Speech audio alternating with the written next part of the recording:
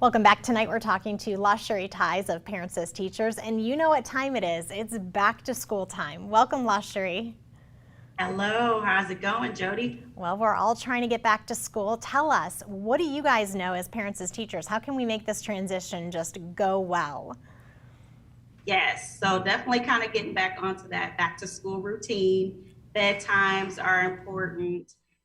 Also, just kind of making sure you're doing some prep the night before if you can, as far as starting preschool or getting into grade school, getting those backpacks ready, lunches packed will help make that day a little easier. And even just talking to your kids about what that transition is going to look like, especially if this is their first year going to kindergarten or again going to preschool this year, that transition can be a little hard sometimes. So giving them that heads up, that warning on what's to come.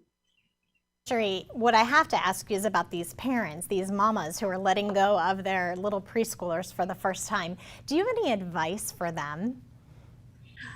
So don't prolong the drop off time. Just give them a kiss and a hug. Say your goodbyes. When you prolong it, that can kind of, abrupt the child a little bit to separate from those parents. But again, if you're going through what's going to happen before you get there, that should make that transition a little bit easier when you're dropping them off for that first time. And just don't cry in front of them. Just wait till you get in the car. Exactly. And let those tears flow then as they're growing up and having their first school experience.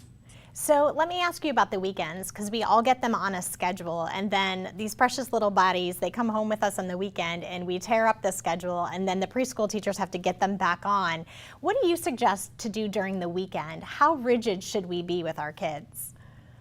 On the weekend, if you could still try to get them up around at least the same time they would for a school day. I know they don't have nap time at preschool, but that afternoon kind of part, they're going to a morning class or an evening class for school. Try to give them at least that downtime to rest, to in between, but definitely really sticking to that bedtime routine will probably be the best key you can on keeping that child active and functioning throughout the rest of the week when they go back to school. Thanks so much for being with us.